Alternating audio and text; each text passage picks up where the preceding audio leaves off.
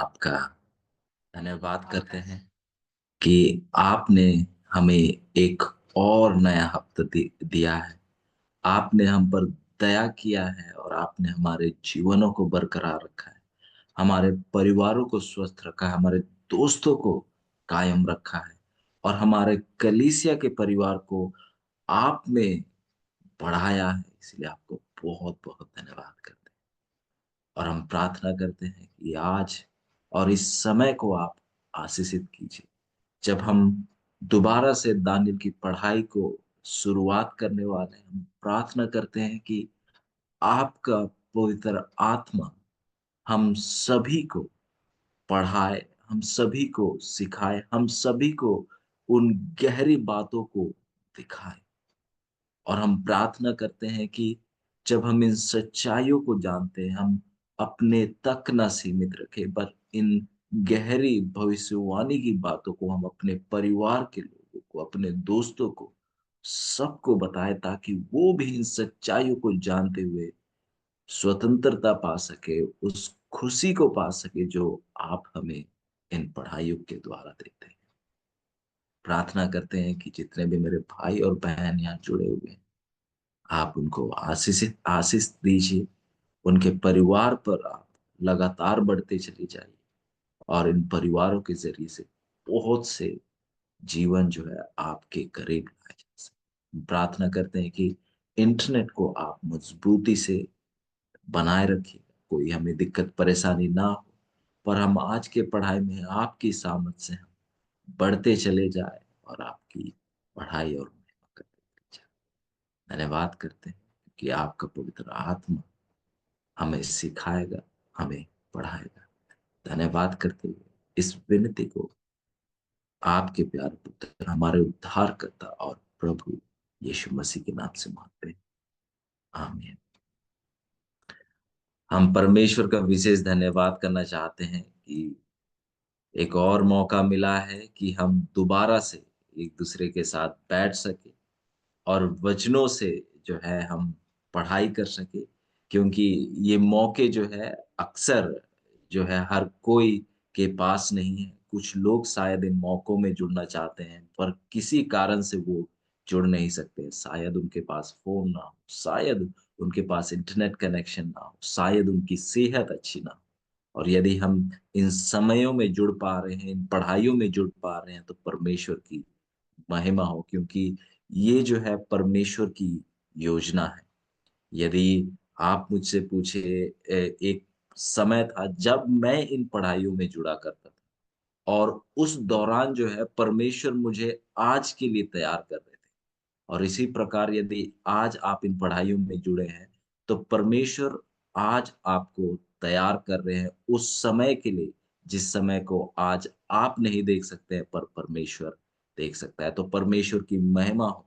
और जब हम इन पढ़ाइयों में जुड़े हैं, तो आइए पूरे दिल से जुड़े, पूरे मन से जुड़े, क्योंकि जब हम पूरे दिल से जुड़ते हैं, मन से जुड़ते हैं, तो वो परमेश्वर को भाता है, वो परमेश्वर को पसंद है। और मैं विश्वास करता हूँ कि आप जितने भी यहाँ जुड़े हैं, पूरे दिल से जुड़े हैं, पूरे मन से जुड़े हैं, क्योंकि इतने सवेरे के समय में कोई उठना नहीं चाहता है, पर यदि आप उठे हैं, तो इस बात का सबूत है कि वाकई में आप परमेश्वर के वचन के लिए भूखे और प्यासे हैं। और मैं देख रहा था, भाई साहब, उसका पूरा परिवार मौजूद है। परमेश्वर आपके परिवार को आशीषित करे और आप सभी को लगातार परमेश्वर में बढ़ाते चले जाए। और हम परमेश्वर का धन्यवाद करते हैं कि हमारे पास इंटरनेट है, सब चीज बेहतरीन है, ताकि इस पढ़ाई में हमें कोई दिक्कत परेशानी ना हो। तो आज का जो पढ़ाई का विषय है, यदि आप पोस्टर को देखे हैं, तो आपने देखा होगा कि आज से जो है हम उस 70 सप्ताह की भविष्यवाणी को हम पढ़ने वाले हैं। तो इससे पहले कि उस 70 सप्ताह की भविष्यवाणी में गहराई से जाए, हम कुछ बातों को दोहराएंगे, क्योंकि एक हफ्ता हो गया है कि हम दानियल की पढ़ाई को हमने रोका है। तो कुछ बातों को हम दोहराएंगे। इसके बाद जो है 70 सप्ताह की पढ़ाई के लिए जो है हम आज नींव डालेंगे, जिसके साथ जो है आने वाले दिनों में हम 70 सप्ताह को पढ़ेंगे। उसके साथ उसके बाद कहना चाहिए कि हम जो है 2300 वर्ष के भविष्यवाणी को भी हम पढ़ेंगे।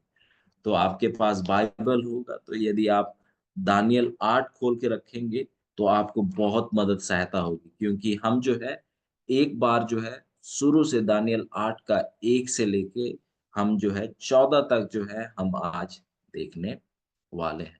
और मैं उम्मीद करता हूँ कि जो दानियल 8 को जब हमने पढ़ा है, और उम्मीद करता हूँ कि आपने नोट्स लिए हैं, और आपसे मैं प्रार्थना करता हूँ कि आप नोट्स लीजिए, क्योंकि इन पढ़ाइयों को यदि परमेश्वर ने आपके जीवन में लाया है, तो इसका एक मकसद है, और आपको जो है परमेश्वर तैयार कर रहे हैं दूसरों को सिखाने के लिए। तो मैं आपसे विनती करता हूँ कि आप नोट्स लीजिए, आप लिखिए, ताकि जब आपको बुलाया जाए, जब परमेश्वर आपको बुलाए इन भविष्यवाणी की बातों को पढ़ाने के लिए, तो आप इन नोट्स का सहायता ले सकते हैं और गहरी पढ़ाई भी कर सकते हैं। तो यदि आपका बाइबल होगा, तो आप कृपया करके जो है अपने बाइबलों को दानियल 8 में खुला रखिएगा। यहाँ हमने देखा था दानियल 8 का 1 में कि वचन बताता है कि जब तीसरा वर्ष था राजा बेलशस्सर का, जब दानियल को हम देखते हैं कि एक स्वप्न मिला, और हम देखते हैं कि दानियल को ये एक दर्शन मिला, जो कि दूसरा दर्शन है दानियल का। हम देखते हैं कि इससे पहले भी दानियल को एक दर्शन मिला, और वो दर्शन जो था, हम देखते हैं वो अलग-अलग जंतुएं थे।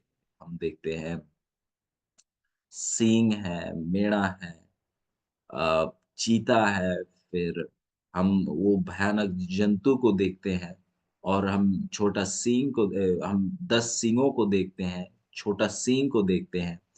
तो ये जो रहा पहला दर्शन रहा। पर जब बेलशास्सर राजा जो था, वो तीसरा वर्ष था उसका राज्य का, तब जो है उसे एक और दर्शन दिखता है, और ये दर्शन जो है जिसको हमने पढ़ा। और यदि आप देखेंगे कि इस दर्शन जब दानियल को मिल रहा है, तो दानियल जो है एक राज्य में है जिसका नाम एलाम है, और उस राज्य में एक जगह है सुसान, उसके महल में है दानियल। और इस दर्शन में वो देखता है कि वो उलय नदी के किनारे है, और वो जब देखता है तो क्या देखता है कि उसे एक मेढ़ा नजर आता है जिसके 2 सींग हैं, और वो दोनों सींग बड़े हैं, और उन दोनों में से भी एक सींग दूसरे से बड़ा है। और वो मेढ़ा जो है इधर-उधर सींग मारता है, वो 3 दिशाओं में सींग मारता है, पश्चिम दिशा में, उत्तर दिशा में और दक्षिण दिशा में। और हम पढ़ रहे थे कि ये किस चीज़ को दर्शाता है, और हम देखते हैं कि किस प्रकार से इस मेढ़े के सामने कोई ताकत नहीं खड़ी हो सकी। पर जब वो इन चीज़ों को देख ही रहा था, इन चीज़ों को परख ही रहा था, उसे जो है एक बकरा नज़र आता है, और वो बकरा जो है पश्चिम दिशा से आता है, और वो पूरे पृथ्वी पर वो फिरता है, पूरे पृथ्वी पर वो जाता है, और उसके आँखों के बीच एक देखने योग्य सींग था। और हम देखते हैं कि ये जो बकरा जो है, उस मेढ़े के ऊपर झुंझला उठा, उस मेढ़े पर आक्रमण करता है, उस पर वार करता है, और उस मेढ़ा को जो है वो मार गिराता है। हम देखते हैं कि ये बकरा जो है अत्यंत बढ़ाई करने लगा, वो जो है बिल्कुल बढ़ने लगा, और उस समय वचन बताती है कि वो जो देखने योग्य सींग जो है वो टूट जाता है, और उसके जगह पर जो है 4 सींग आते हैं, और 4 दिशाओं में वो चले जाते हैं। और ये कौन-कौन से दिशा थे? हमने जो है इस चीज़ को हमने बिल्कुल करीबी रूप से परखा था कि किस प्रकार से हम देखते हैं कि वो 4 भाग में बँटे। हम ये भी देख रहे थे कि जब वो 4 भाग में बँटे, तो किस भाग से जो है रोम राज्य उठ खड़ा हुआ, और फिर हम ये भी देख रहे थे कि किस प्रकार से जो है रोम से जो है वो कैथोलिक रोम जो है किस प्रकार से उठ आया। और हम देखते हैं कि ये छोटे सीन की उसके बाद हम देखते हैं कि ज़िक्र की जाती है। फिर जब हम दानियल 7 के साथ दानियल 8 को हम एक साथ रखकर देखते हैं, तो हमें ऐसा लगता है एक समय के लिए कि बाइबल में शायद कुछ अंतर है। पर हम देखते हैं कि दानियल 7 और जैसे हम दानियल को जब पढ़ते हैं या प्रकाशित वाक्य को पढ़ते हैं, तो एक सिद्धांत की इस्तेमाल की जाती है और मैं उम्मीद करता हूँ वो सिद्धांत आपको याद है। वो है दोहराना और बड़ा करके दिखाना।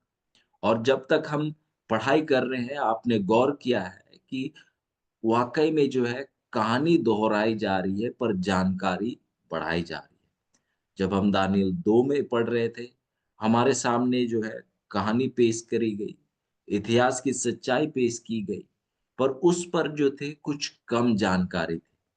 जब हम दानियल 7 में आते हैं, तो कहानी वही है पर दोहराई जा रही है पर इसके साथ और कुछ सच्चाइयाँ जो है हमारे सामने पेश की जा रही है। जब हम दानियल 8 में आते हैं तो और ज़्यादा जानकारी हमारे सामने पेश की जा रही है। तो हम देखते हैं कि वो जो सिद्धांत है दोहराना और बड़ा करके दिखाना कितने स्पष्ट रूप से हमारे सामने इस पढ़ाई में नज़र आई है।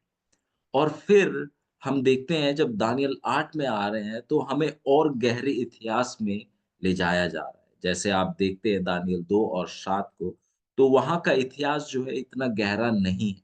वहाँ का इतिहास जो है बिल्कुल सरल है दानियल 8 के मुकाबले। पर जब आप दानियल 8 में आते हैं तो इतिहास और गहरी होती जाती है।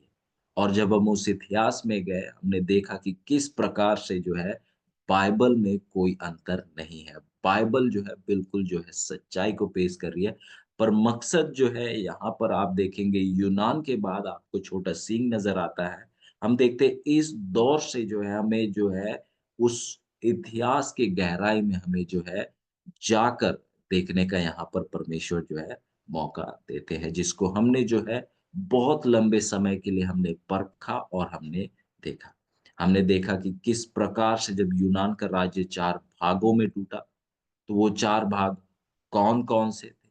हमने देखा कि एक भाग जो है उसे टॉलेमी राजा चला रहा था, मिस्र देश के ओर में था। और हम देखते हैं एक राज्य को जो है हम देखते हैं सेलूकस राजा चला रहे थे और एक राज्य को जो है हम देखते हैं कि एटलूस राजा चला रहे थे और हम देखते हैं कि एक और राज्य था, आप देखेंगे कि उसे जो है दूसरा राजा चला रहा था। तो आप देखते हैं कि 4 राजा हैं और अलग-अलग राज्य को जो है वो चला रहे हैं और हम देखते हैं कि जो एंटागोनस भी एक राजा राजा थे जो वो 4 जब यूनान का राज्य बँटा तो उसका एक भाग को वो चला रहे थे। और हम देखते हैं कि इन 4 में से जो है, एक राज्य से जो है, रोम का राज्य उठ खड़ा हुआ। और मुझे मालूम है और मैं विश्वास करता हूँ कि आप जानते हैं कि ये कौन-सा राज्य है। ये कोई और राज्य नहीं बल्कि एटलूस राजा का राज्य है जिसे एटलीट्स जिसका जो राजधानी जो है, वो परगमुस है।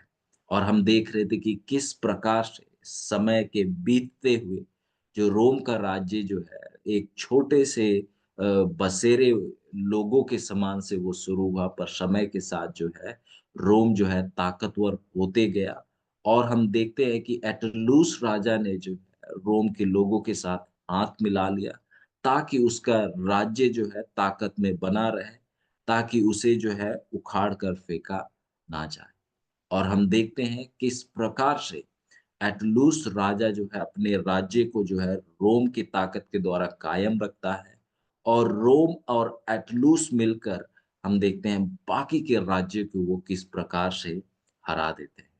और एक समय आता है कि अटलूस राजा जब तीसरा राजा होता है अटलूस का, जिसका नाम भी अटलूस ही है, हम देखते हैं कि वो जब उसकी मृत्यु होने लगती है, तो वो जो है अपना राज्य को जो है रोम को सौंप देता है, जिसके बाद जो है रोम जो है एक रोम राज्य के अपने नाम से जो है वो पहचानी जाती है। वो अब जो है एक राज्य, एक बड़ा राज्य के तौर में उठ खड़ा होता है और कहेंगे अगर दूसरे शब्दों में तो वो 4 भागों में से 1 भाग जो है अब एटलूस नहीं है पर अब रोम हो गया है।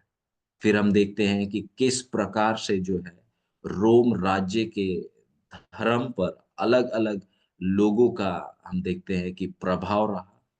इटली के लोगों का प्रभाव रहा है, एशिया माइनर परगमुम के लोगों का प्रभाव रहा और हम देखते हैं इसी प्रकार से जो है उनका धीरे-धीरे जो है ये मित्रास का जो धर्म है, सूर्य देवता का जो धर्म है, वो जो है उनका प्रथम धर्म बन जाता है।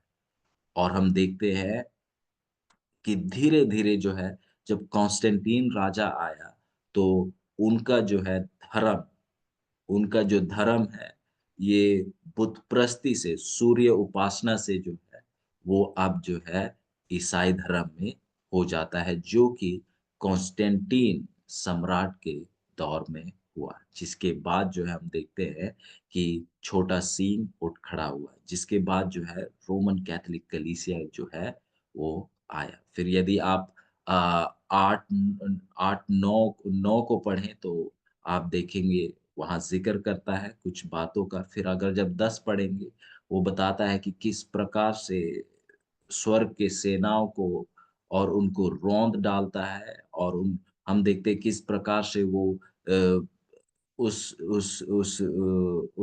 स्वर्ग के सेनाओं के यहोवा के वो भी करीब वो चला जाता है, किस प्रकार से वो नित्य को जो है अ, वो उसको हटा देता है, उस पर किस प्रकार से वार करता है। हम देखते हैं कि जब आप पढ़ेंगे, अगर आप 9 से अगर आप 11 तक पढ़े, तो आप देखेंगे कि वो उन कार्य को जो छोटा सींग जो कर रहा था, जब वो ताकत में था, उन बातों की बयान करता है। वो जब नित्य को ले जाता है और हम पढ़ रहे थे कि ये नित्य जब नित्य कहता है तो वाक़ई में जो है ये उन सेवकाई को दर्शाता है जो कि उस आँगन में हो रही थी, जो कि अ, वेदी है जहाँ पर बलि की जाती है, औदी है, फिर हम मेज़ पे पड़ी हुई रोटी, जो सोने का दीवट है और वो जो धूप वेदी है, उनको वो जो है उनकी सेवकाई पर हम देखते हैं किस प्रकार से छोटा सिंह का वार रहा, जिसको हमने जो है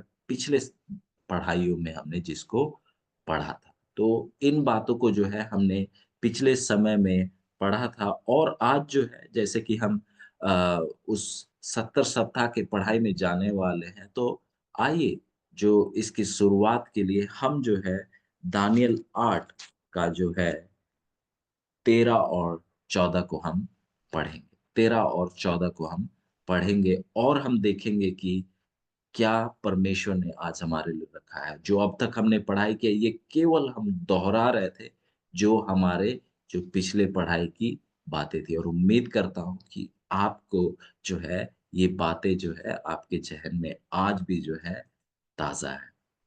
यहाँ पर 13 और 14 इस प्रकार से कहता है तब मैंने एक पवित्र जन को बोलते सुना। फिर एक और पवित्र जन ने उस पहले बोलने वाले अपराध के विषय में जो कुछ दर्शन देखा गया वह कब तक फलता रहेगा, अर्थात पवित्र स्थान और सेना दोनों को रौंदा जाना कब तक होता रहेगा। और उसने मुझसे कहा, जब तक सांझ और सवेरा 2300 बार न हो तब तक वह होता रहेगा, तब पवित्र स्थान शुद्ध किया जाए। बहुत-बहुत शुक्रिया। तो आपने सुना कि 13 और 14 जो है दानियल 8 की जो है हमें कुछ बातें हमारे सामने पेश करी जिनको जो है हमने पिछले समय में नहीं देखा था। और यदि आप गौर कर रहे थे, तो जब हम दानियल 8 को 1 से लेके जब हम 12 1 से लेके जब 12 तक हम देख रहे थे, तो एक तरफ से जो है वो चित्र रूप से जो है दानियल जो है, वो जो है भविष्यवाणी उस दर्शन में देख रहा है। आप यदि पढ़ें और देखेंगे तो वाक़ई में जो है दानियल को जो है एक वीडियो जैसे आज के समय में कहेंगे एक वीडियो रूपी से जो है दानियल को जो है, जो बातें जो है इतिहास में होने वाली थी उस और दानियल के लिए, वो बातों को जो है परमेश्वर क्या कर रहे हैं? पेश कर रहे हैं। पर जब आप दानियल 8 का 13 और 14 को देखेंगे, तो यहाँ पर जो है ये वीडियो की ओर से जो है नहीं दिखाया जा रहा है, अब दानियल को सुनाई दे रहा है। दानियल को क्या सुनाई देता है कि 2 जो है 2 जन जो है क्या कर रहे हैं? बात कर रहे हैं, पवित्र जन। हम देखते हैं कि 2 पवित्र जन जो है बात करते हुए जो है दानियल सुनता है। और हम देखते हैं कि दानियल जो है देखता है कि जो पवित्र जन बोलता है, जो पहला वाला हम यहाँ देखते हैं कि 2 पवित्र जन नज़र आते हैं और दानियल जो है उनके बातों को सुनता है। और एक जो है सवाल करता है दूसरे पवित्र जन से कि नित्य होम बलि और उजाड़ने वाले अपराध के विषय में जो कुछ दर्शन दर्शन देखा गया वह कब तक फलता फलता रहेगा। तो हम देखते हैं कि 2 पवित्र जन जो है वार्तालाप कर रहे हैं, वो बातचीत कर रहे हैं और दानियल जो है उनके बातों को सुन रहा है। और हम देखेंगे यहाँ पर जो है एक बड़ा खास सवाल यहाँ पर किया गया है कि ये जो है नित्य होम बलि और हम जैसे कि ज़िक्र कर रहे थे पिछली पढ़ाई में, ये शब्द होम बलि जो है मूल भाषा में, इब्रानी भाषा में नहीं पाई जाती है। तो आप लिख लीजिएगा कि नित्य, नित्य शब्द है, होम बलि जो है अनुवादकों ने उस शब्द को वहाँ जोड़ा हुआ है। तो यदि यहाँ पर अगर आप सही मायने में पढ़े तो ये नित्य और होम बलि अपराध के विषय में जो कुछ दर्शन देखा गया, वह कब तक फलता रहेगा? तो यहाँ पर सवाल ये है, जो सवाल जो पूछा गया है कि ये जो दर्शन जो है कि अ, नित्य का बंद कर दिया जाना, उजाड़ करने वाला अपराध जो है और ये जो लोगों को परमेश्वर के लोगों को रौंदा जाना, पवित्र स्थान पर वार किया गया, ये कब तक जो है ये चलेगा? मतलब ये जो दर्शन है, कब इसका अंत होगा? सवाल में जो केंद्र बिंदु है, सवाल का मकसद ये है कि एक जो जो पवित्र पवित्र जन जो है, एक पवित्र जो हमें नज़र आ रहे हैं, पवित्र जन का सवाल ये है कि ये दर्शन का अंत कब होगा? वो अंत का समय, कब इस दर्शन का अंत होगा? सवाल उस अंत, ध्यान उस अंत में है। इस चीज़ को समझना बहुत ज़्यादा ज़रूरी है। कब तक चलेगा? उस दौर को नहीं, पर कब अंत होगा? सवाल ये है कि अंत कब होगा और मैं विश्वास करता हूँ जब आप वचन को पढ़ रहे हैं, ये बात आपके सामने स्पष्ट हो रहा है। कब से कब तक पे गौर नहीं है, पर अंत कब होगा? सवाल ये है। हम दोबारा पढ़ेंगे 13 को। तब मैंने एक पवित्र जन को बोलते सुना, फिर एक और पवित्र जन ने उस पहले बोलने वाले से पूछा, नित्य और उजाड़ने वाले जो है उजाड़ने वाले अपराध के विषय मैं जो कुछ दर्शन देख देख दर्शन देखा गया, जो कुछ दर्शन देखा गया, वह कब तक फलता रहेगा। आप देखेंगे कि केंद्र जो है उसका अंत पर है कि कब ये दर्शन जो है अंत होगा, अर्थात पवित्र स्थान और सेना दोनों का रौंदा जाना कब तक होता रहेगा। तो आप देखेंगे कि ये जो अलग-अलग दर्शन को जो है, ये जो दर्शन जो दानियल ने देखा, अम, वो नित्य का बंद किया जाना, उजाड़ करने वाली जो अपराध है और पवित्र स्थान और सेना का रौंदा जाना कब तक, उसका अंत कब होगा? सवाल ये है। और मैं उम्मीद करता हूँ कि ये बात स्पष्ट है, आप जब ये वचन को पढ़ते हैं कि वाक़ई में जो है ध्यान, सवाल का मकसद ये है कि अंत कब होगा? ये जो दूसरा पवित्र जन जो है उसका सवाल का मकसद ये है कि वो पूछ रहा है कि ये अंत कब होगा? कितने समय चलेगा ये नहीं, पर अंत कब होगा? ये बहुत ज़्यादा जो है हमें ध्यान रखने की जरूरत है। सवाल है, अंत कब होगा?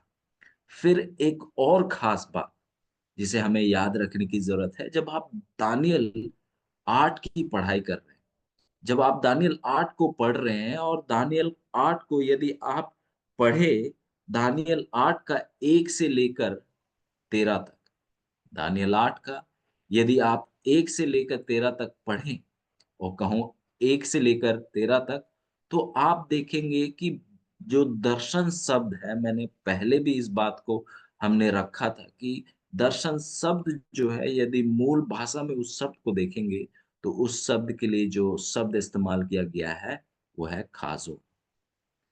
दानियल 8 में, दानियल 8 अध्याय 1 से लेकर यदि आप 12 तक पढ़े, दर्शन के लिए जो शब्द, जो मूल भाषा में जिस शब्द का इस्तेमाल किया गया है, वो है खाजो। और इस बात को जो है आप लिख लीजिएगा, क्योंकि ये बात जो है बहुत ज्यादा जरूरी है। और खाजोन जो दर्शन है, खाजोन शब्द जिस दर्शन के लिए इस्तेमाल किया गया है, खाजोन से जो है उस भविष्यवाणी की जिक्र कर रहा है जिसमें मीदो फारस है, यूनान है, बुतप्रस्त रोम है और कैथोलिक रोम है। ये जब जो दर्शन जो है मारा, जो खाजोन, खाजोन शब्द के द्वारा जिस दर्शन की जिक्र की जा रही है, वो दर्शन है जिसमें आपको मीदो और फारस नजर आता है, यूनान का राज्य नजर आता है, बुतप्रस्त रोम नजर आता है और कैथोलिक रोम आपको नजर आता है।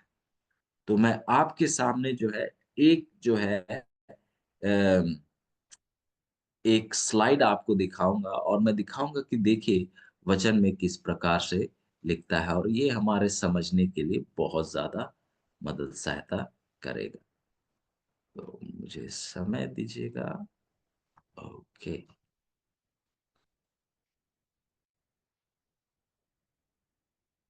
तो आप, उम्मीद करता हूं आपको नजर आ रहा हो, आप यहाँ देख सकते हैं दानियल 8 का 13।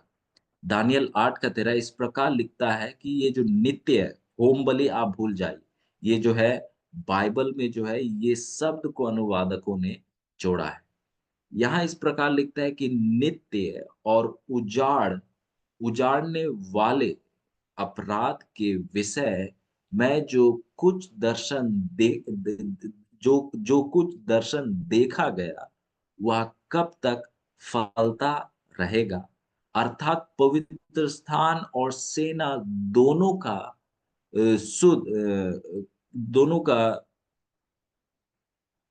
शुद्ध, यहाँ किसी किसी ट्रांसलेशन में शुद्ध लिखा गया है, शुद्ध किया जाना कब कब तक होता रहेगा। जो रोध है, जो शब्द है, आप देखेंगे कि ये कब तक होता रहेगा, ये जो है सवाल है, ये दूसरे पवित्र जन का। ये जो है आप देखेंगे कि हमारे बाइबलों में जो है इस प्रकार से लिखी हुई है कि ये जो है आप देखेंगे आपके बाइबलों में, अगर आपका अलग-अलग जो है अलग-अलग आप वर्जन यूज़ कर रहे हैं, अलग-अलग जो है आप उसका जो है अनुवाद का वचन यूज़ कर रहे हैं, आप देखेंगे कि हमारे बाइबलों में इस प्रकार लिखा हुआ है। पर यदि आप मूल भाषा में जाएँ, यदि आप मूल भाषा में जाएँ, तो वहाँ पर जो है आप देखेंगे ये इस प्रकार लिखा हुआ है, दर्शन। हम जैसे ज़िक्र कर रहे हैं कि यदि आप दानियल 8 को उठाकर देखें, तो दानियल 8 का 1 से लेके 1 से लेके लगभग 13 तक आप देखेंगे जो शब्द दर्शन के लिए इस्तेमाल किया गया है, वो खाज़ोन है। दर्शन, नित्य, तामीद जिसके बारे में हमने पिछले समय में पढ़ा, दर्शन, नित्य और वह अपराध जो उजाड़ उत्पन्न करता है, कब तक बना रहेगा कि पवित्र स्थान और सेना को रौंदा जाए। मूल भाषा में यदि आप पढ़े, तो मूल भाषा में इस प्रकार से लिखा है कि दर्शन, नित्य और वह अपराध जो उजाड़ उत्पन्न करता है, कब तक बना रहेगा कि पवित्र स्थान और सेना को रौंदा जाए। आप देखेंगे दोबारा से कि जो केंद्र है, सवाल का मकसद ये है कि ये अंत कब होगा? ये दर्शन का जो ये नित्य है, अपराध जो उजाड़ लाती है और पवित्र स्थान और सेना को रौंदा जाना, इसका अंत कब होगा? सवाल जो है ये उस पर निर्भर है। सवाल का मकसद जो है उस अंत को जानना है। और हम देखते हैं कि यदि आप मूल भाषा में देखें और जैसे आप देखेंगे कि आप अगर आप अपनी हिंदी बाइबल में देख रहे हैं, तो आप एक शब्द विषय को देखेंगे। आप एक शब्द विषय को देखेंगे और एक शब्द जो है, जो कि बलि को देखेंगे।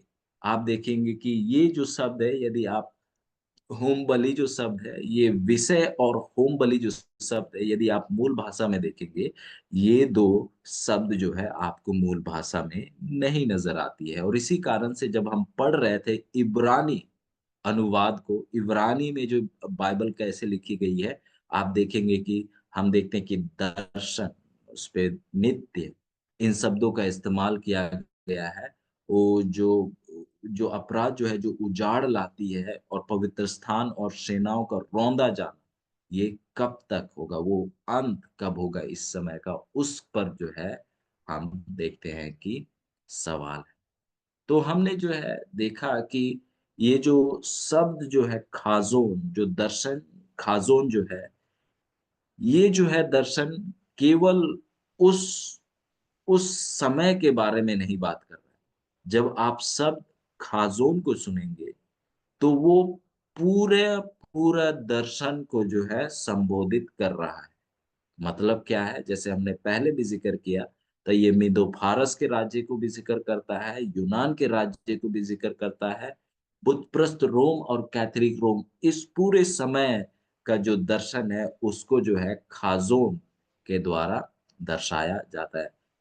और यदि आप जो है, हम जो बाइबल पढ़ रहे हैं, हमारे पास जो अनुवाद है, उसमें यदि आप पढ़ें, तो आप जब पहली बार पढ़ेंगे, तो आपको ऐसा मालूम होगा, आपको ऐसा लगेगा कि ये जो यहाँ पर जो बात की जा रही है, वो केवल उस नित्य और वो अपराध जो उजाड़ लाती है, पवित्र स्थान और सेनाओं को रौंदा जाना, उसके बारे में ज़िक्र कर रहा है। यदि आप पहली बार पढ़ेंगे, तो ऐसा आपको जो है महसूस होगा।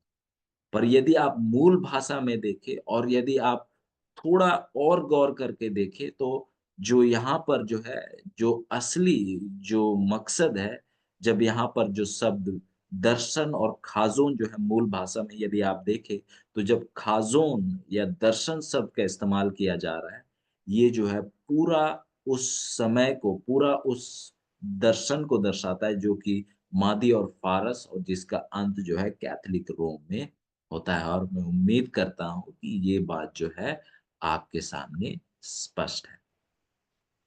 मतलब क्यों हम इस चीज़ को देख रहे हैं? क्यों हम जो है इतना समय इस चीज़ को समझने में लगा रहे हैं? क्योंकि अज़ीज़ों, जो 2300 वर्ष की जो भविष्यवाणी है, वो जो है इन राज्य को जो है पूरी-पूरी तरीके से इन राज्य के दौर में हुआ था। ये जो 2300 वर्ष जो है, इसमें जो है मीदो और फारस का राज्य आता है।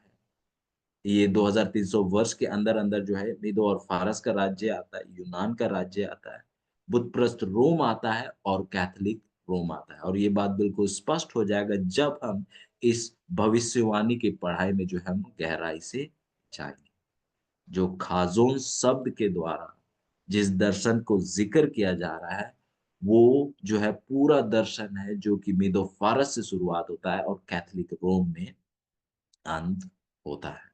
तो अब जो है उम्मीद करता हूँ ये बात बिल्कुल स्पष्ट हो गई है। और अब आपको याद होगा, यदि आप दानियल 7 को देखें या दानियल 2 को देखें, तो दानियल 7 और 2 में जो है दर्शन की शुरुआत जो है, दर्शन की शुरुआत जो है बाबुल राज्य से हो रही। आप देखेंगे कि सोने का सिर, बाबुल का राज्य।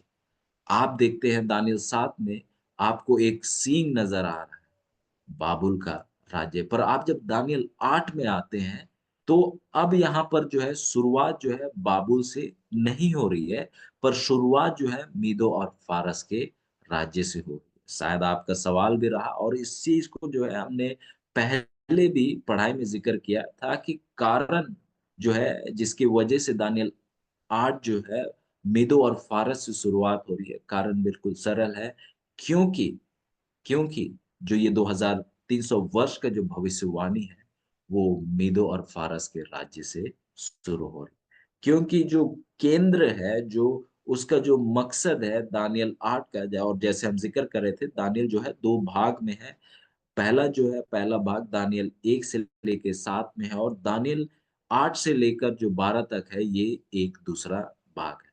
और यदि आप देखते हैं दानियल 2 की भविष्यवाणी, दानियल 7 की भविष्यवाणी, आप देखेंगे कि और राज्य को जो है एक-एक करके उनका ज़िक्र किया जा रहा है, और अंत में जो है परमेश्वर का राज्य नज़र आता है। पर हम जब दानियल 8 में आते हैं, और हम अब वो जो है पूरी तरीके से अब दानियल के 8 के अंत में आ चुके हैं, और हमने अब तक जो है परमेश्वर के राज्य को स्थापित होते नहीं देखा है। कारण क्या है कि परमेश्वर का राज्य स्थापित होते आपको दानियल 12 में नजर आएगा। क्योंकि दानियल जो है, इसका जो दूसरा भाग है, ये एक तरफ से कहेंगे एक पूरा है, और जिसका जो है समाप्ति पूरा जो है पूर्ण तक कब पूरा हो रहा है, दानियल 12 में पूरा हो रहा है। तो ये कारण है कि यहाँ पर मीदो और फारस के राज्य से शुरू हो रहा है, क्योंकि जो दानियल का दूसरा भाग है, उसका जो केंद्र है, जो उसका जो मेन फोकस कहेंगे, वो जो है वो पवित्र स्थान है। वो पवित्र स्थान है, ये 2300 वर्ष की भविष्यवाणी है। और यदि आप दानियल 8 का 12 को देखें, तो दानियल 8 का 12 आप देखते हैं कि ये जो है भविष्यवाणी कहेंगे कि दानियल के जो भविष्यवाणी है उसका अंत है। क्योंकि यदि आप दानियल 8 का 15 से देखें, तो आप देखते हैं कि जब्रेल जो है, अब जो है दानियल को जो है भविष्यवाणी का भेद, भविष्यवाणी का फल जो है दानियल को जो है जब्रेल बता रहा है। और यदि आप पढ़ेंगे तो ये बिल्कुल स्पष्ट हो जाती है। दानियल 8 का 15 यहाँ इस प्रकार लिखता है, ये बात दर्शन में देखकर मैं दानियल इसके समझने का यत्न करने लगा। इतने में पुरुष का रूप धरे हुए कोई मेरे सम्मुख खड़ा हुआ दिखाई पड़ा। आप देखते हैं कि दानियल बताते हैं कि वो जो है, अब दानियल को जो है दर्शन मिला। वो हम देखते हैं कि उसे एक मेढ़ा नज़र आया, एक बकरा नज़र आया। फिर हम देखते हैं कि उसे जो है, वो देख रहा है कि सींग टूट रहे हैं, 4 भाग में बँट रहे हैं।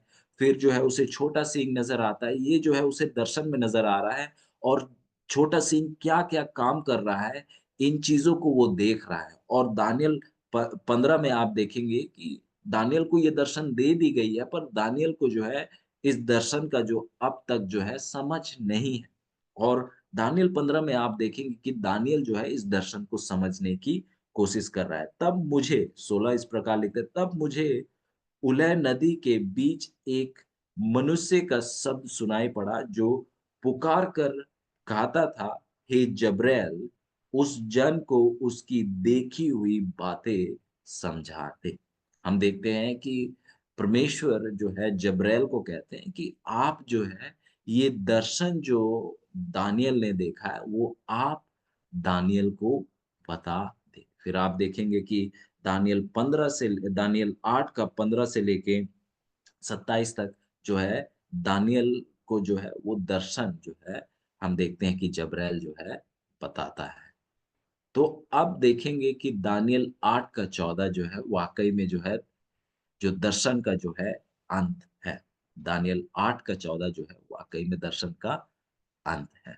और यहाँ पर दानियल 8 का 14 में यदि आप देखेंगे, तो कुछ जो है खास शब्दों का इस्तेमाल किया गया है, और यहाँ हम पढ़ेंगे, यहाँ इस प्रकार लिखते हैं, तब उसने मुझसे कहा, जब तक सांझ और सवेरा 2300 बार ना हो, तब तक वह होता रहेगा, तब पवित्र स्थान शुद्ध किया जाएगा। तो पवित्र स्थान का शुद्ध कब होगा? कब ये चीजें अंत होंगी? 2300 वर्ष के बाद। और यहाँ सांझ और सवेरा जो कुछ वाक्य है उसका इस्तेमाल किया गया है। इसे परखने के लिए आइए हम चलेंगे उत्पत्ति की पुस्तक। उत्पत्ति की पुस्तक उसका 1 उसका 5। उत्पत्ति उसका 1 का 5। यहाँ इस प्रकार लिखता है और परमेश्वर ने उजियाले को दिन और अंधियारे को रात कहा तथा साँझ हुई, फिर भोर हुआ। इस प्रकार पहला दिन हो गया। तो आप जो है ये साँझ और सवेरा, साँझ या भोर आप सुन रहे हैं, इसका मतलब ये है कि ये एक दिन पूरा है। साँझ और सवेरा जो है ये दिन के पहर है, दिन के भाग है, जो कि एक पूरे दिन को ही क्या कर रहा है, बता रहा है। साँझ और सवेरा जो है एक दिन है। तो उम्मीद करता हूँ ये बात बिल्कुल स्पष्ट है क्योंकि कई लोग कहते हैं कि नहीं, ये जो है साँझ और सवेरा जब कहता है तो ये वाक़ई में उन जो होम बलि है उनको दर्शाता है। पर यदि आप देखें जब होम बलि को ज़िक्र किया जाता है और होम बलि के बलि की जब ज़िक्र की जाती है, तो वहाँ पर सवेरा और साँझ की होम बलि इस प्रकार से इस्तेमाल किया जाता है और जब यहाँ साँझ और सवेरा कह रहा है, तो वो पूरे एक दिन की वो ज़िक्र कर रहा है। तो हम जो है इस चीज़ को हमें समझना बहुत ज़्यादा ज़रूरी है। फिर एक और अंतर जो है, जो हमें समझने की ज़रूरत है, वो ये है कि यहाँ आप पवित्र स्थान जो है, इस शब्द को आप बहुत ज़्यादा सुनते हैं। और यदि आप गौर करें, यदि आप दानियल 8 को अगर आप पढ़ रहे हैं, दानियल 8 का 1 से लेके 13, आप जो है ये पवित्र स्थान शब्द को जो है 2 बार सुनेंगे। दानियल 8 का 1 से लेके 13 यदि आप पढ़ें, तो आपको 2 बार जो है ये पवित्र स्थान जो शब्द है, आप इनको सुनेंगे। पहली बार दानियल 8 का 11 में और दूसरी बार दानियल 8 का 13 में। दानियल 8 का 11 और दानियल 8 का 13 में। और यदि आप देखें, तो जब ज़िक्र किया जाता है पहली 2 बार, आप देखते हैं कि ये उस दौर की ज़िक्र की जाती है, जब जो है ये छोटा सींग जो है परमेश्वर यीशु मसीह के सेवकाई पर आक्रमण करता है। हम देखते हैं जब पहले 2 बार जब पवित्र स्थान की ज़िक्र की जाती है, तो उस आँगन के सेवकाई और पवित्र स्थान के सेवकाई, हम पढ़ रहे थे नित्य शब्द को। वो किससे नित्य के किस भाग के सेवकाई को दर्शाता है? आँगन का और पवित्र स्थान का जो कि नित्य के सेवकाई होते हैं, जिसको हमने जो है पिछले समय में पढ़ा था। तो अब जब पवित्र स्थान शब्द को सुनते हैं दानियल 11 में, 8 का 11 और 13 में, वो जो है यीशु मसीह के सेवकाई जो कि आँगन और पवित्र स्थान से जुड़ी हुई है, उसको वो ज़िक्र करता है। और आप यदि देखें जो है यदि आप इब्रानी शब्द का अगर आप देखें, तो ये जब 2 बार जब पवित्र स्थान आता है, ज़िक्र किया जाता है, तो जो शब्द पवित्र स्थान के लिए इस्तेमाल किया जाता है वो है मिकदास। जो शब्द पवित्र स्थान के लिए इस्तेमाल किया जाता है वो है मिकदास। यदि आप दानियल 8 के 11 और 13 को पढ़ें और जब वो शब्द पवित्र स्थान को मूल भाषा में देखें, तो मूल भाषा में जो शब्द का इस्तेमाल किया गया है वो है मिकदास। पर जब आप आते हैं तीसरी बार जब दानियल 8 में जब पवित्र स्थान शब्द का ज़िक्र किया जाता है, जो कि दानियल 8 का 14 में है, आप देखेंगे कि पवित्र स्थान के लिए जो है शब्द इब्रानी शब्द आप मिकदास नहीं है, पर कोडोस है। जब दानियल 8 का 14 में आते हैं, तो पवित्र स्थान के लिए जो है आप शब्द मिकदास नहीं है पर कोडोस है। और फिर आप सवाल पूछेंगे कि ऐसा क्यों? अचानक से शब्द में ऐसे बदलाव क्यों? पहले मिकदास फिर कदोस ऐसा क्यों है? और हम देखते हैं कि इसका भी जो है एक बहुत बड़ा कारण है। इसका भी जो है बहुत बड़ा कारण है, क्योंकि हम जैसे ज़िक्र कर रहे थे जब पहले 2 बार जब ये पवित्र स्थान शब्द का ज़िक्र किया जाता है और हम देखते हैं कि ये 2 बार जो है हम देखते हैं ये जो छोटा सींग जो है वो किस प्रकार से जो है आक्रमण करता है उस आंगन के सेवकाई पर और पवित्र स्थान के सेवकाई पर। पर जब हम आते हैं दानियल 8 का 14 में। तो अब जो है आंगन और पवित्र स्थान के सेवकाई में जो है उस पर ध्यान नहीं है, पर अब कहाँ जा रहा है सेवकाई? हम देखते हैं सेवकाई अब महापवित्र स्थान में जा रहा है। और यदि आप पढ़े लेवियों की पुस्तक उसका 16, लेवी जो 16 है, वहां पर भी जो है इस पवित्र स्थान का शुद्ध किया जाने का जिक्र करता है। वो प्रयाश्चित दिन के बारे में जिक्र करता है, और वहां पर जो है जब महापवित्र स्थान के सेवकाई की जब जिक्र हो रही है लेवी 16 में, आप देखेंगे कि वहां पर भी जो है शब्द जो है जिसका इस्तेमाल किया जा रहा है वो है कदोस। वहां पर मिकदास नहीं है।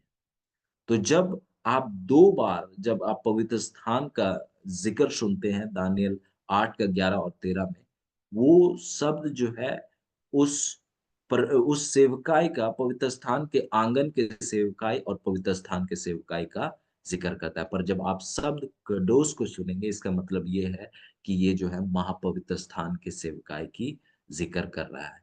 मतलब ये जो है वाक़ई में जो आप 2300 वर्ष जो है जब उसका अंत होगा, तो महापवित्र स्थान की सेवकाई जो है उसकी शुरुआत होगी। और ये चीज़ और स्पष्ट होगा जब और गहराई से जब हम इस पढ़ाई में जाएँगे। अभी के लिए केवल ये जो है कुछ बातें हैं जो कि हम आने के समय में देखेंगे। फिर इसके साथ-साथ एक और बात गौर करने की हमें ज़रूरत है। जैसे इस बात को हमने कुछ शब्दों में हमने गौर किया कि किस प्रकार से जब आप दानियल 8 का 1 से लेकर 15 तक पढ़े, आप देखते हैं कि दर्शन के लिए 2 इब्रानी शब्द इस्तेमाल किए गए हैं। जब दानियल आप 8 का 1 से लेके 15 तक पढ़े, तो दर्शन के लिए 2 इब्रानी शब्द का इस्तेमाल किया गया है। पहला खाज़ोन और दूसरा जो है मारे। पहला खाज़ोन और दूसरा जो है वो शब्द है मारे। और जैसे हमने पहले ज़िक्र किया था, जब खाज़ोन शब्द का इस्तेमाल किया जाता है, उसका मतलब वो दर्शन जिसमें जो है मेदो-फारस है, यूनान है, बुतप्रस्त रोम है और कैथोलिक रोम है। ये पूरे दर्शन को जो है खाज़ोन के द्वारा दर्शाया जाता है। पर जब आप दूसरा दर्शन का शब्द सुनेंगे मारे, इसका जो है पूरे तरीके से जो केंद्र है, वो समय है। वो 2300 वर्ष का जो भविष्यवाणी है, उस पर जो है मारे शब्द का ज़िक्र है। दोबारा से दोहराना चाहूँगा, खाज़ोन जो है, उस पूरे दर्शन को दर्शाता है। पूरा जो दर्शन है, आप मिदो-फारस को देखते हैं, यूनान का राज्य को, आप बुतप्रस्त रोम को देखेंगे, फिर कैथोलिक रोम को देखेंगे। इस पूरे दर्शन को जो है खाज़ोन शब्द जो है दर्शाता है। पर जो ये मारहे शब्द के द्वारा जिस दर्शन की ज़िक्र की जा रही है, वो है 2300 वर्ष की भविष्यवाणी। उस समय की भविष्यवाणी को जो है ये मारहे शब्द जो है दर्शाता है।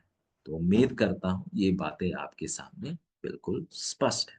दोबारा से दोहराना चाहूँगा, जैसे हम जो है आज की पढ़ाई को अंत करेंगे, जो खाज़ोन शब्द जिसके द्वारा जिस दर्शन की बात की जा रही है, वो दर्शन है जो कि मीदो और फारस से होती है, और जो अंत जो है आप देखेंगे कि वो कैथोलिक रोम के साथ होती है।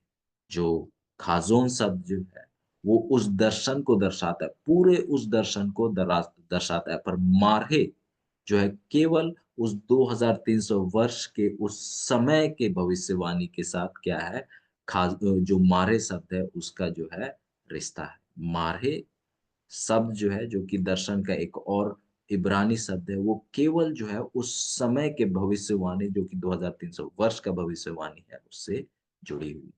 पर जब आप खाज़ोन को देखेंगे, ये जो है पूरे दानियल 8 के भविष्यवाणी की ज़िक्र करता है। उम्मीद करता हूँ ये बात आपको स्पष्ट रूप से आपके सामने है। आइए एक हम तस्वीर को देखेंगे और जो है जिसके साथ हम अंत करेंगे, और उम्मीद करता हूँ ये जो है आपको जो है और समझने में सहायता करेगी। यदि आप चाहें तो आप तस्वीर ले सकते हैं।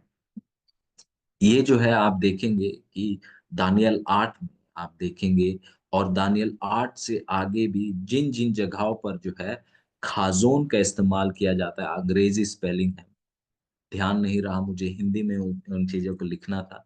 तो आप देखेंगे कि दानियल 8 में एक भाग में आप खाजोन देखते हैं और दूसरे भाग में मारहे देखते हैं।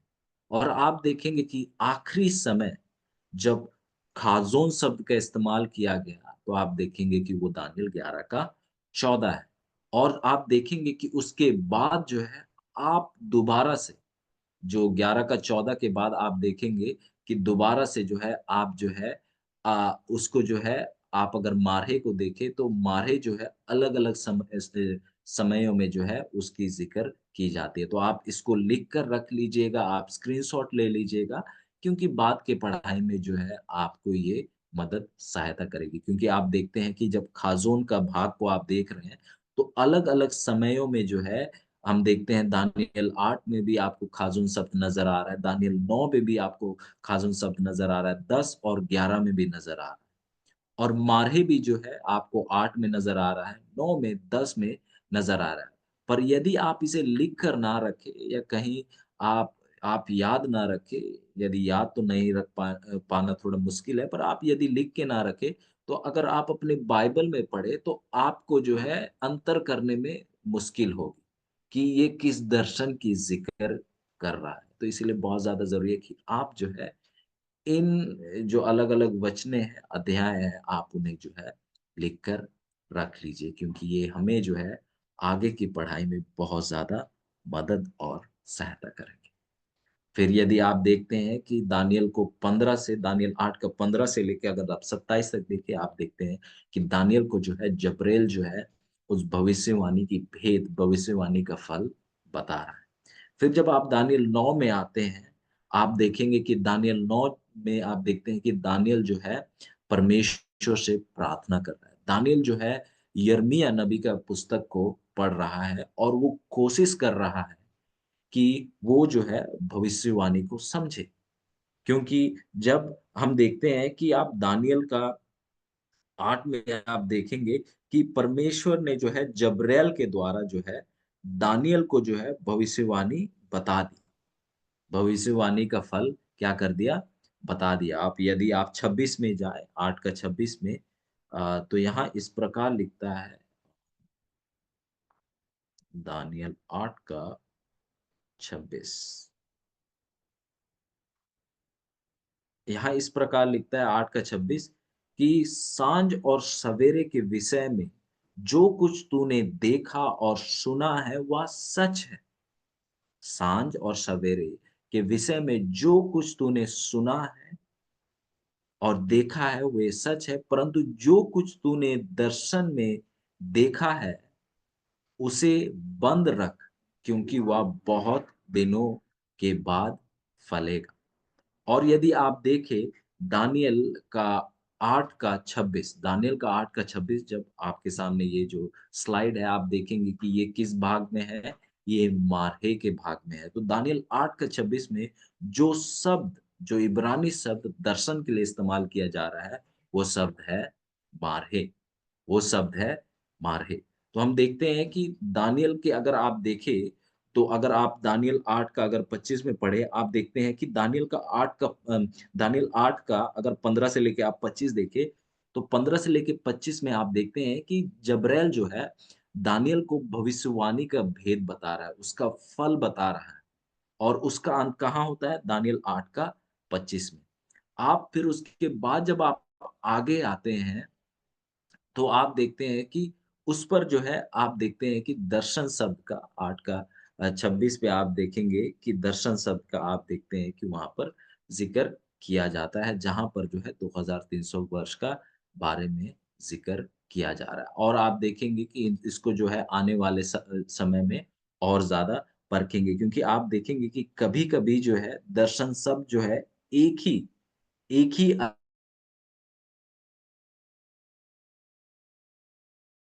हमें ये बहुत ज़्यादा ज़रूरी होता है कि हम मूल भाषा को जो है हम देखें और इस दौर से जो है हम उसको परखें।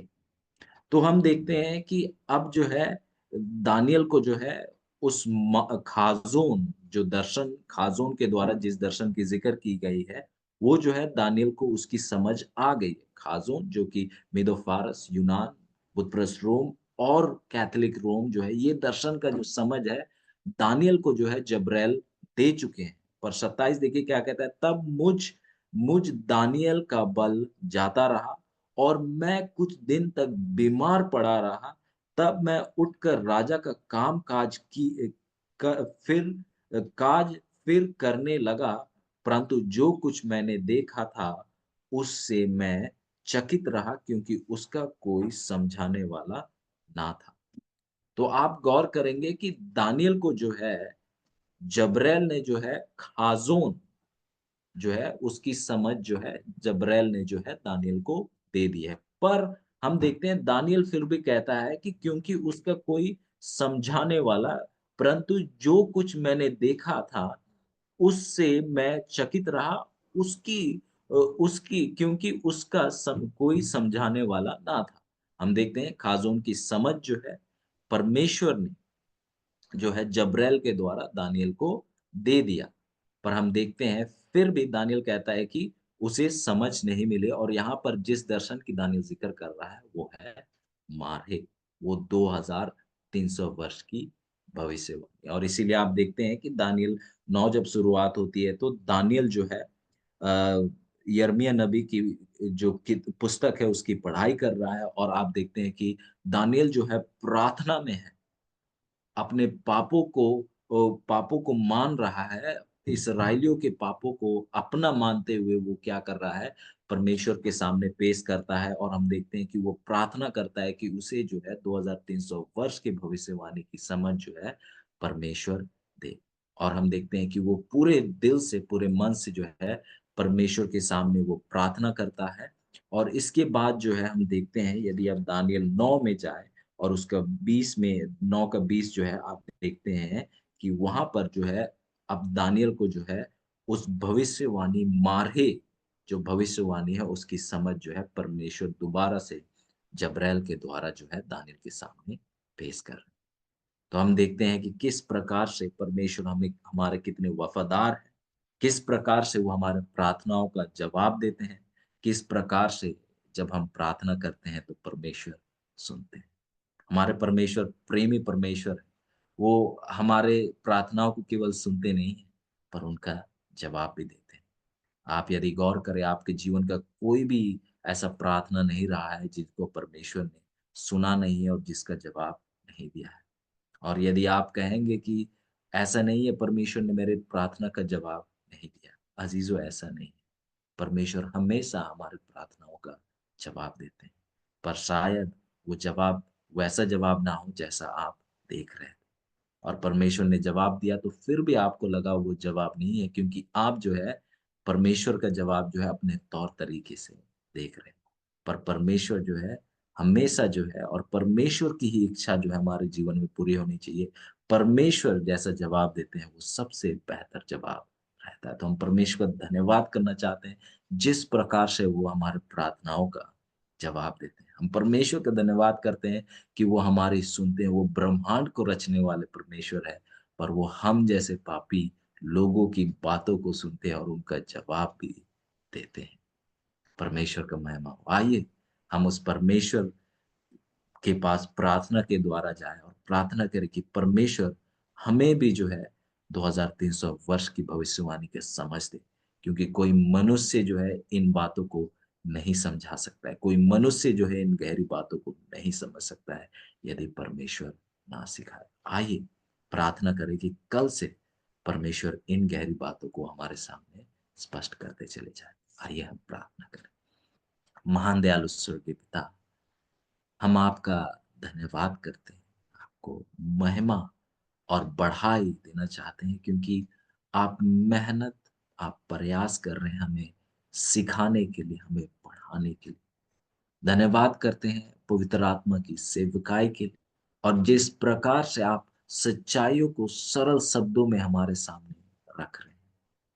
और मैं आपका धन्यवाद करता हूँ कि आप हम सभी को जो है 2300 वर्ष की भविष्यवाणी को आप गहराई से आप हमें पढ़ाने वाले हैं। आपने जिस प्रकार से दानियल को उन बातों की भेद बताई, भविष्यवाणी का फल बताया, हम विश्वास करते हैं कि आप जो है इन भविष्यवाणी की भेद हमारे सामने भी रख खोलेंगे। आपकी हम महिमा करना चाहते हैं, क्योंकि आप हमें सिखा रहे हैं, कोई मनुष्य नहीं। और केवल आपकी ही महिमा और बड़ाई हमेशा होती जाए। धन्यवाद करते हैं क्योंकि आपने हमारे प्रार्थना को सुना है और आपने उसका उत्तर भी हाँ के साथ दिया हुआ है। धन्यवाद करते हुए इस छोटी विनती को आपके प्यारे पुत्र, हमारे उद्धारकर्ता और प्रभु यीशु मसीह के नाम से मांगते हैं। आमीन।